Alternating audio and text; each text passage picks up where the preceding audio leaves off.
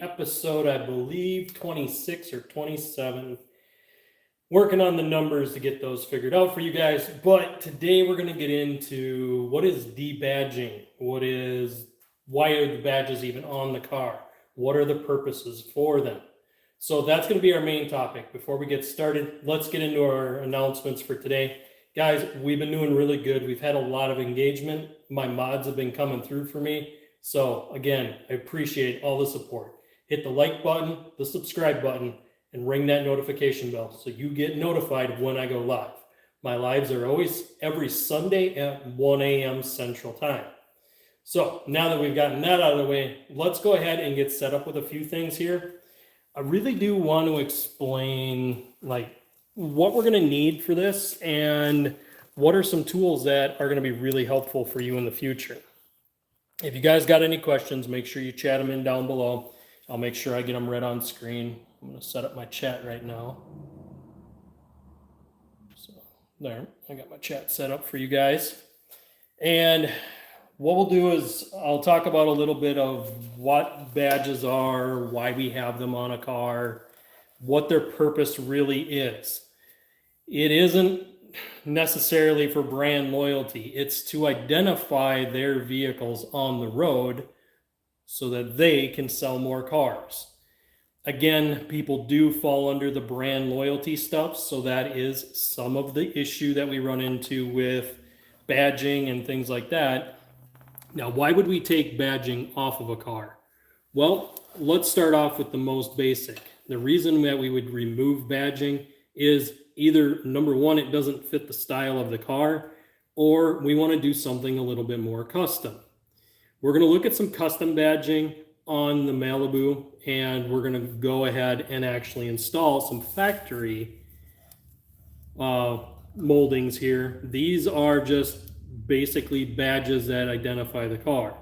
So I know exactly where I want to go with these, and we're going to be installing these later today. We're also going to be doing a removal later today. That removal will involve stripping off some glue and some adhesive. This is something that we run into when we debadge. Oftentimes it's put on with double-sided tape and we have to remove the glue. Well, in order to remove the glue, how do we go about doing that? Pretty simple. Our trusty old friend, the general purpose adhesive remover. This is how we remove a lot of our adhesive leftovers. It's also how we're going to prep the panel for install. Again, if you guys got any questions, chat them in down below and I'll get those read on screen. I usually do the Q&A portions towards the tail end, but if I get a chance, I'll try to shout them out as they come in. So what we've got is Malibu Steel is back in the garage again, and I have noticed some issues. Let's go ahead and take a look at one of those main issues right now. So this was installed, I would say about a week or so ago, somewhere in there. This is starting to become a problem already because the quality of it is just garbage. So we installed these right here. This is basically an air dam or fin. What it does is it allows the air to scoop off the back of the car and not wrap around underneath the car, creating a back tray on the car. These are not working. The adhesive is coming off. Even though I try to heat this down and get it to mold to the body, it just won't work. The rubber is actually too stiff, and the way that these are molded with this edge, it's actually holding too tight. So the side panels will not work. And if I'm removing the side parts, I'm just going to remove the trunk because I got something else coming for this, guys, in a few weeks. So in a few weeks, we're going to be doing something different back here, but it's going to be roughly the same kind of thing. So it isn't going to be made of rubber this time, it's going to be made of something else, but it will add appearance to the car, which is why we're going to do it. So that'll be a little bit later in this video. We will be doing that removal. What we have for a project today is we're going to be installing the badges on the side of the car that say Malibu LT. Now, normally this car didn't come with those badges, but there's enough chrome accessories on this car that it would make it look really nice if I did. So what I'm going to be using is tape, my badges. I'm going to use a seat because I don't feel like kneeling down and I'm not getting any younger. And we're also going to use a little bit of that general purpose adhesive remover. Where we're going to use that is where we're installing the badges. The reason for this is to remove any wax or grease before we stick that down. If there's any wax or grease, it ain't going to stick. We'll have a situation like we had on the back of the car with some of the other stuff. Again, if you guys got any questions, chat them in. Mods, if you are here, make sure you give a shout out. I want to know if you guys are in the house, basically. My mods do help out with my chat sometimes. If I'm busy in a project, they'll answer some of your questions and try to get you torque specs if you need any torque specs. So,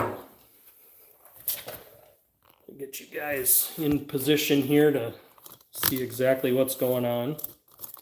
So where we're going to install this badge is right down in this area. Now, I'm going to use tape to mark where I want this badge to go. But before I do any of this, I need to prep this. And in order to prep it, it's pretty basic. I've done this in a few other videos. I'm probably going to do it in a few more just because we got a lot of custom stuff that we're going to be doing where it does involve adhesive. And as long as we do, we got to prep the surface. It has to be clean. So car wash wax, not good when you're trying to put badging on or anything like that. And this stuff will strip it right down to the bare paint. It'll also remove any oils or grease that got kicked up off the tires. So now that I've wiped that, let's put this rag off to the side here. I'm actually going to grab a clean one and I'm going to re-wipe the panel. Why would I re-wipe? Because right now there'll be a slight haze or residue. I don't want that residue on the panel. Also, avoid touching it with your fingers once you've cleaned this, because touching it can add grease or oils that would allow it to not stick. So I could literally put these badges anywhere I wanted. There is no limitation to where you can put badging. Sometimes you're forced. Let me show you guys one that you're forced when it's in this position. I hate to say it this way, but when they're installed in a bumper like this, you don't have a choice because it's recessed down in. This is where this badge lives. And if you remove it, you're going to have this recessed area showing. So doing a badge delete here usually isn't the best bet.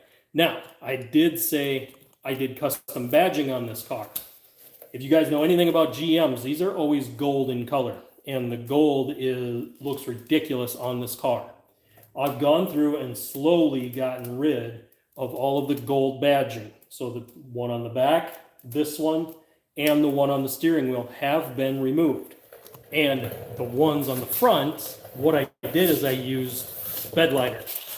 And the reason I used bed liner is I wanted something a little bit more durable when I'm dealing with bugs and everything else. Now this car isn't going to see salt, so I'm not too concerned about that. But what I am concerned about is the bug season. And the bug season does take quite a bit of a hit. Plus, I do go through automatic car washes with this car. I don't recommend automatic car washes unless they're touchless because they do scratch the car. I've done videos on why this one does go through an automatic car wash that is a touch because the paint is already messed up on this car. I cannot correct this paint without doing severe labor to it, to the point that it's really not worth the cost of this car to do it. That being said, the reason we're doing some of this stuff is to show you guys how to do this at home. That's why we're doing some of this stuff. It isn't that I'm doing it to try to raise the value of this car, because I'm going to drive this car until there's nothing left. In that process, if I need to fix anything or I want to do anything to the car to make it look better, I'm going to, because that gives me a chance to give you guys more content. So the first thing is we notice that there is a clear piece of tape across the top of all of these letters. You see the black foam. That foam does not stay. On the back, there is the adhesive strip. You'll peel this adhesive strip and stick it down to the panel. But before we do that, we want to put down some tape because we want to identify where we want this badge. Again, if you guys got any questions, chat them in. Looks like we got one here.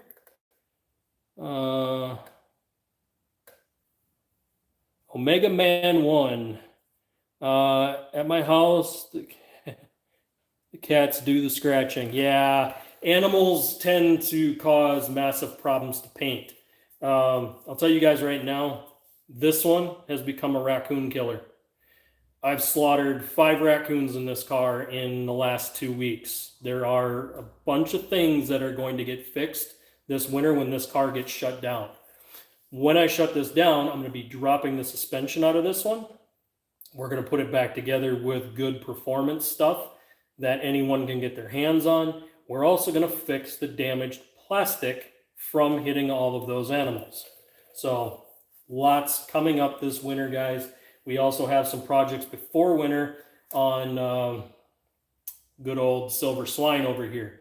I don't want to spoil too much. Maybe towards the tail end of this video, I'll give you guys some hints on what's coming up. I might even show you a sneak peek of future videos to come. We do kind of have the next 3 weeks, possibly 4 already figured out, up to 5. So it will be quite a bit of a grind to get you guys all of this content. So first thing I do is I lay out my tape where I want it to go. And this tape is going to be the first row of tape. So I could, if I wanted to, slap my badge on right underneath this tape line.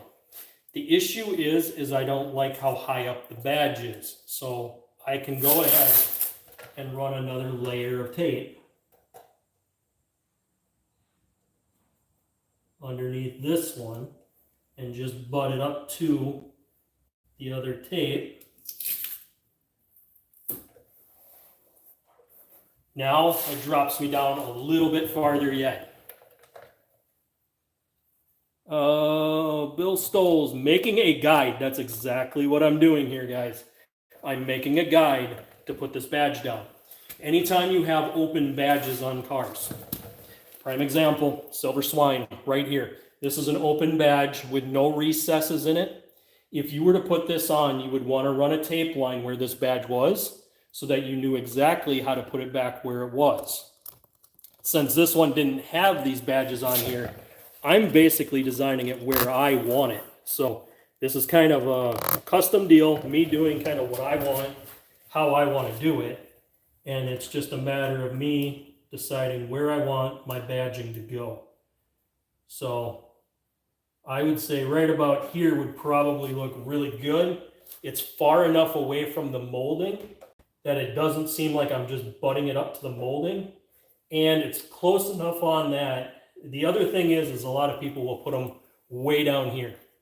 So down here might look good, but they also take a complete beating from your tires. Oftentimes it'll peel and it won't stick very good. If you have any rough texture to it, it won't adhere very well. So oftentimes I come up a little bit higher. Now, the only thing I haven't decided is if I want to go here or if I want to add one more line. And I think one more line will actually get too far away from the molding. I think it will actually look the best right about here, lining up with the edge of this here. Now, in order to get that, I'm going to run another piece of tape down. Got another one coming in from Bill. I've done body work for 20 years and have done a lot of work for cars or car lots, but principle applies to custom work too. Absolutely. Thank you very much, Bill. That is a good statement. And yes, I do have quite a bit of auto body experience as well. I've also turned wrenches since I was 13. So just to give you guys a little bit of info, I've been in this a long time. I've done a lot of basic repairs. I've done even more advanced. I've done complete motor teardowns and rebuilds. Some of them I just don't care to do because oftentimes the value isn't there. If I'm going to tear a motor down, I need the body and chassis to be good enough for me to warrant me doing that heavy a labor of work. If it is, I will do it. So like if I lost the motor in the Silver Swine over here, this thing's got 40,000 miles. I'm not throwing the truck away. I will rebuild a motor for it and put it in. And when I do it, I'm going to probably raise compression. It's something I do to where I don't have to mess with computer timing or any of that stuff. By simply just raising compression, you can raise horsepower. You got to do it to a safe limit and not get too carried away though. Bill, I like it. Good. Yeah. I wasn't sure if I thought that the positioning was in a good spot. The reason that I'm telling people not to put them down here is, again, rock chips. They might look good down there for a little bit, but eventually the rock chips are really going to mess those up. So I'm kind of aiming for right about here, and that's where I'm going to go. So now that I've marked all this off and I know exactly where I'm going to go with this, I want to leave my top tape on. That's going to hold this to the foam.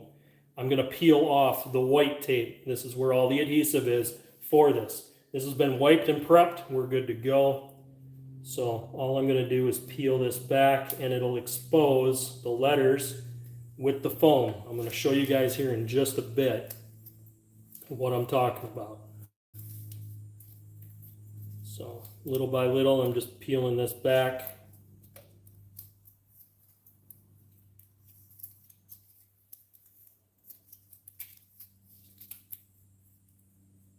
Okay. So I don't want to tip this too much because I don't want these letters to fall out and have dirt get on there. But as you guys can see it right now, this is the other side of the double-sided tape. So this is what's going to adhere to the vehicle. What I want to do is press this down where I want it. I'm going to line it all up perfectly because you usually only get one shot at this and then you have to refix the double-sided tape. And that's not a fun process.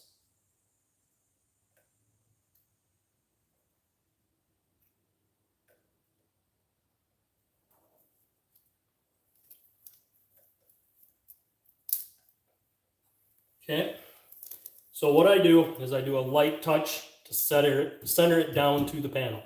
Once I've lightly centered it down to the panel, then I can come back and I'm going to press a little bit harder. The panel is flexing a little bit, but I'm not denting the panel, but I'm putting enough pressure on it to get each letter to adhere down to the panel before I start taking anything off. Okay, so should be all down. I'm going to start with the clear. We pull the clear away, like so. Then I come back and I do another adhere, just to make sure that the letters are down before I take the foam away. Again, we don't want these letters to come back up. This is a down, one and done type deal.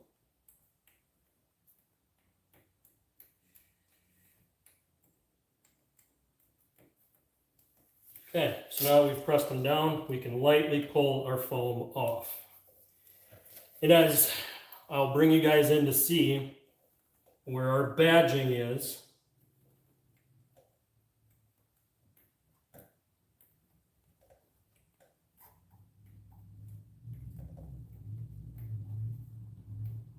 it's a little off from where I put the tape, but that's okay. This is a slight adjustment, and we don't really have to get too carried away with it. But we do want to try to keep these same kind of lines now when we do the one on the other side. So we're going to be doing 2 pieces of tape coming from the bottom of this molding, and then we're going to run one down here. Now, you see the little gap here. This is not a huge deal, because as we peel this away, you're going to see where that badge lines up on the car. And I really do like the orientation of this compared to the rest of the car. It's kept down low where it's not really super low where the tires are going to do damage to it, but it's also not up tight against that molding. It gives it a little bit more breakup of the chrome with the bottom strip and that up there. So I think it really did come out good. I like where the positioning is.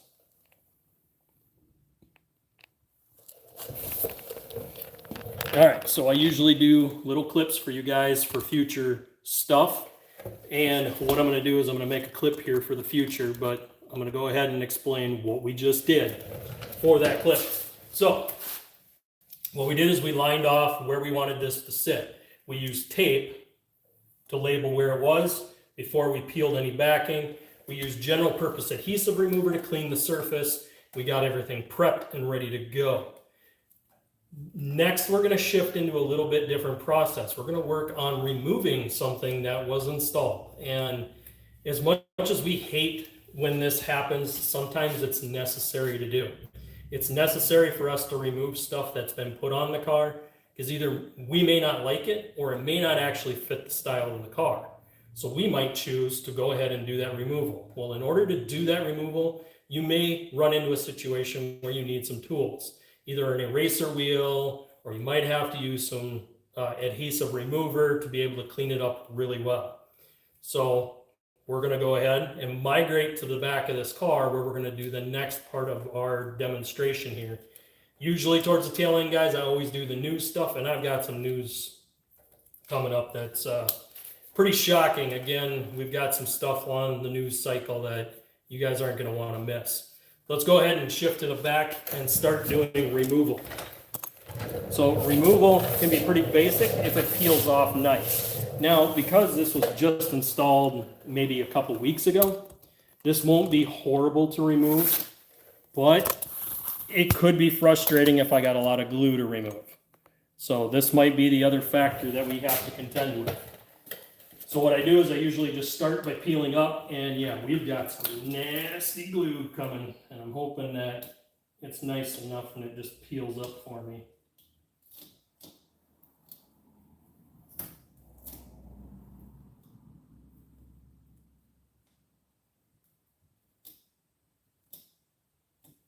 Okay, so like I said, this stuff wasn't that old. Here's what the glue looks like on the back side.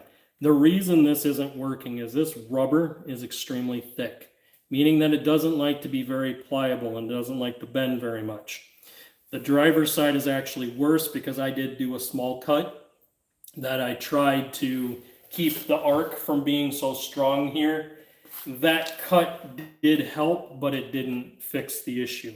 Again, we have something already coming to fix that issue of that wind drag off the back of the car. And that's what this was supposed to do. This was cheap, but what I got was actually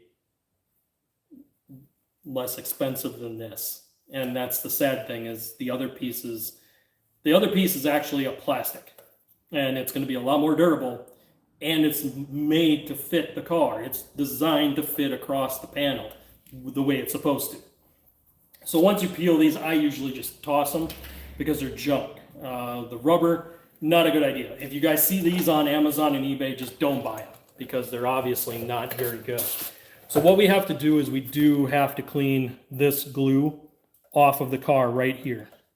And as long as it peels up good, we can just go ahead and take our finger like this across it and just rub this off of here.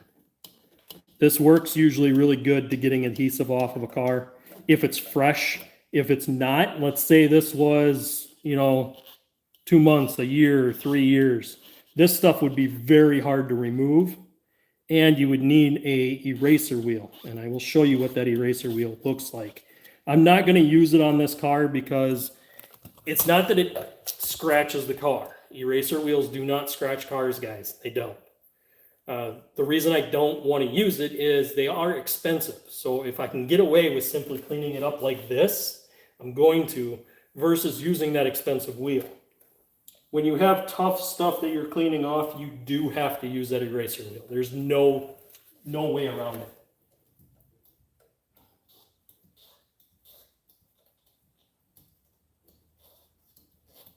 All right, so now that we've got this off of here, we still have a little bit of residue. I'm going to try to show you guys this. It's a lot more difficult to show on camera, but I'm going to give it a shot here, guys. All right, so there's a light residue. You guys can barely see a faint line here. This residue is from the tape. We can get that off, especially since this was just installed not too long ago. So how we're going to do that is we're switching over to our general purpose adhesive remover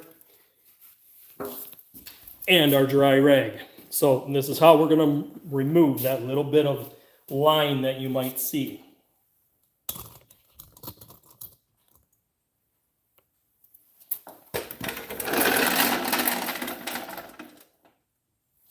Again, general purpose adhesive remover is your best friend anytime you're doing any removal of adhesive stuff. It's also really good prep for doing paint work.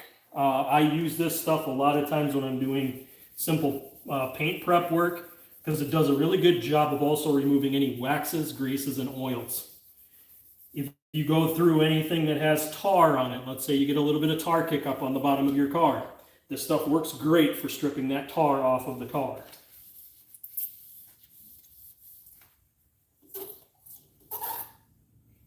Just like that, it's completely gone. There is no line there. So you guys could barely see it before, but I'm going to try to get you guys in a lot closer this time and see. So you guys can see that that line is gone. There is no line there. Some scratches, but the adhesive line is gone. Those adhesive lines come over time. And how we can avoid those is by removing the stuff that's adhesive that we're not going to permanently leave on the car. So prime example is, you leave these badges on the car and you go to remove these badges right here, you're going to see lines behind all of these badges. Sometimes you have to buff underneath that badge to clean up the paint underneath. If you don't have the right buffing products and materials, you'll severely damage the paint. So, big heads up warning on that. Make sure you take your time and remove it, but then also know how to finish doing the removal process. Patience is the key here. Trying to rush and do this isn't a good idea. A lot of people have wrecked their paint by rushing. So one thing that people might do in a rush is they might just grab onto this and just pull it. If you do that, what can happen is you can actually rip the paint off of the car if the paint is very old. You don't want to do that. You want to take a much slower approach. Now, there is something you could use. It'll leave a lot of adhesive behind, but it does work. It's actually fishing wire. So you'll take and wrap fishing wire around 2 dowel pegs. Don't wrap it around your hands because it'll cut into your hands. Wrap it around dowel pegs and work that fishing line back and forth like this, and you'll peel that off of there. It works really good on badging. It works really good on lettering on cars. It works really great on things like moldings and adhesives that are stuck onto the car. The only thing I don't like about using the fishing line is if that fishing line slips at all, it can actually burn through your hands and give you a cut. So I usually tend to lean away from that, but that is something that you can do. So I am peeling this up and I want to see how easy this comes up and how much material is left behind. Again, we are replacing this in a few weeks with something else. And the something else will actually have adhesive on it still, but it's molded to fit this trunk. None of this stuff is actually molded to fit the trunk.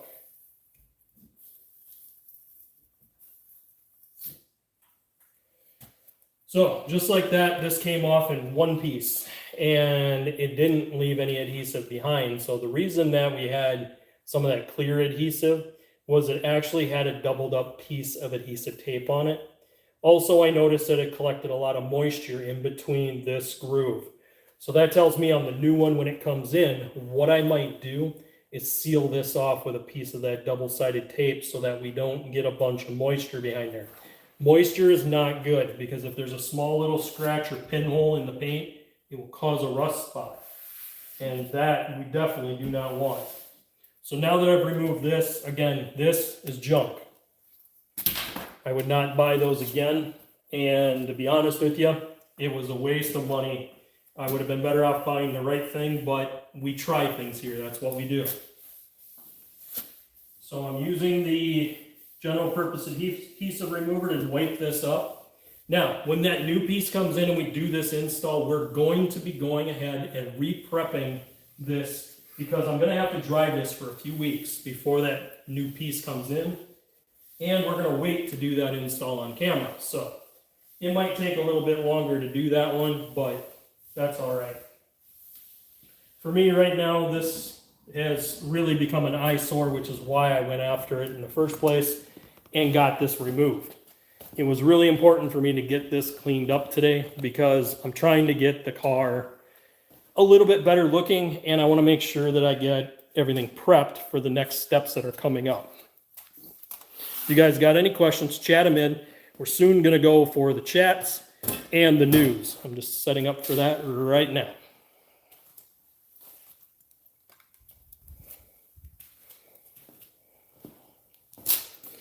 To give you guys some ideas, we got quite a bit of content coming up here for you guys in the future. So I can tell you right now, the Silver Swine has a really big project coming up.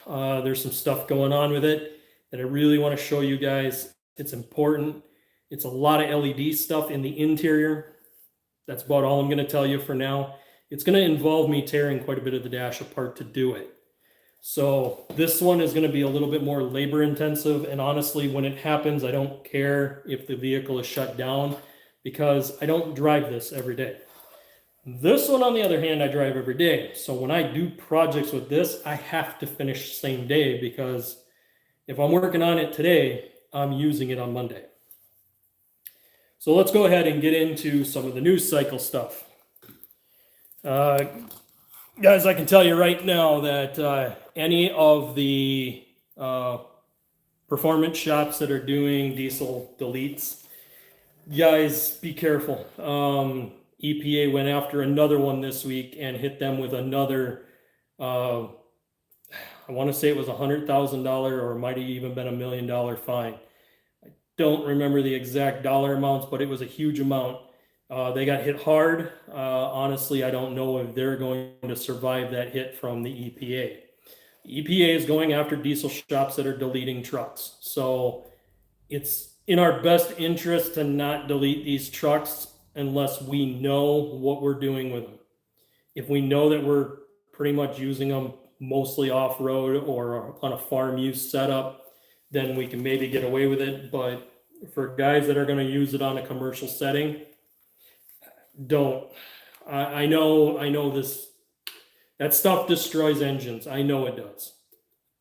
But as long as these huge fines are being tacked onto this diesel stuff, we can't get away from it. And the worst part about it is the EPA regulations, it doesn't make any sense. The reason that they put this stuff on there in the first place was to help with basically unburnt fuel. When you see a diesel smoke black, that's unburnt fuel. So the reason that it does that is it's just not burning what's being put into the cylinder. If you have proper tuning, it doesn't do that. It doesn't smoke like that. Again, if you guys got any questions, chat them in. We're in the news section now. I'll probably go to reading questions after this. The next news cycle one that we've got is there is a new bill that's about to pass through federal regulation that hood size has to be under a certain foot height, meaning that a lot of your 3/4 tons and 1 ton trucks are not going to pass this bill, meaning that it's going to massively change the design and the structure of your heavy duty diesel pickups. Again, this is all going after the diesel market. It's designed to go after the heavy truck, the guys who pull campers and trailers and things like that. Unfortunately, the government's kind of running away with this, and as long as we don't have administration to really fight against it, it's going to go through. It's no different than the speed limit thing that I talked about last week with California and using the seatbelt chime to let you or warn you when you're over speed. That is what last time I checked, it was on the governor's desk to be signed for 2030, meaning that if you didn't wear your seatbelt, it was going to chime at you the whole time, or yeah, that's what it does now, but it'll also do it when you speed. Now, whether or not there's going to be any kind of grace period on that speed limit or not, that remains to be seen. The issue comes down to is how are they going to work around this? How are other aftermarket companies going to come out with something to either remove it, silence it, or somehow discontinue it? I'm going to guess that it's going to be tied into the body control modules. It's also going to be tied into the transmission, and it's going to use the speed sensors possibly off the wheels. So it's going to be a very heavy, almost redundant system to warn you when you're speeding. This is the problem when crazy stuff gets put into vehicles, and our government isn't going to help us on this at all. They're not going to do us any favors at all. That being said, one of our other news cycles is the Rivian plant that had the battery fire. This came into the news about a month or so ago. It was a really big deal that they had a bunch of Rivian vehicles that were made sitting in a holding area. One of them caught on fire and it burned down a huge amount that was already pre-produced, ready for shipping. What happened was now the customers are now having to get a stripped down model just to be able to get a vehicle for the time being. So they're not able to get exactly what they ordered. This could be a huge poke in the eye for Rivian. If they don't correct this issue, it is going to have blowback on them. There's going to be some fallback coming from that massive issue. Ford camp has been pretty quiet, guys. There hasn't been much out of the Ford camp, especially after the recent kind of heated news that came out about them making their cars narc-on drivers for speeding. This was a patent that was put through the federal government. Again, guys, I warned you that when they decided to take the money from the federal government to produce battery plants for EV cars, and they decided not to make a battery plant, instead they made it a Super Duty plant, there was going to be blowback. And some of that blowback was exactly what I said. It was them getting the patents to go through for things that the government wanted. I'm pretty certain that one was a government push deal, especially knowing now about the bill that California has. So that's what we got for the news. I'm going to go ahead and take a look at the chats. If you guys got anything else, chat it in quick. Otherwise, we're probably going to wrap the stream early. I really don't want to, but for the most part, we got through a lot of our install and removal stuff pretty quickly. I knew this video was going to be a little quicker. I guess I can get in a little bit on why do companies really put the badging on cars? So companies really put this badging on cars to identify their brand, their make, their model. They want everyone to identify with their products. That's why you see it. Oftentimes you will see their company badging will always be on the front of vehicles. It's what they do. It's to clearly identify what you're driving. The next is they will do things like labeling what it is, Tacoma, Malibu. They'll do that to give it brand recognition. By doing that, it'll say, okay, this is what the brand of the car is. Now, some people will opt to delete a lot of this stuff off, even factory stuff. Some people will keep special badging like SS's or pre-runner badges, things like that, because they're a little bit different. They're not the same old Toyota badge. Some people will add badges like I did here because I wanted to break up all the color on this car. And I didn't really want to go with black for the badging because I already have chrome badging on the car. So I tried to go with something that was already on the car and just add to it.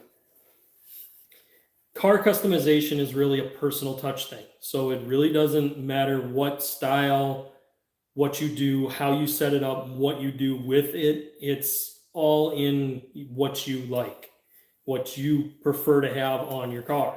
So there is no right way or wrong way to do what we were doing today. You could do it with different size tape. You could put it in a different spot. You can move it around. It doesn't have to be where I put it. You guys can always modify however you want to see fit, especially with anything adhesive. It's easy to peel. If you take it off within a few months of putting it on, it comes off very easy. As you guys saw the removal on that rear spoiler. The rubber spoiler, I had a feeling was not going to be a good buy. I had a feeling that there was going to be problems with it. But we try things here. That's what we do. We try them. I let you guys know when it's good, when it isn't good. This particular one from Amazon, not good. So if you guys see that exact same rubber spoiler piece on Amazon, don't buy it because the adhesive will not stick. Even on a flat surface, it was not adhering very well. moisture got underneath it, and it was only a matter of time before it started peeling up. The other issue is the way that that one was designed. Had I went through an automatic car wash, it's possible that the car wash could have hooked it and peeled it off the car. The danger of that is it could do damage to the paint when it violently peels it off the car like that. Again, that's why we talked about not just grabbing and ripping it off of the car.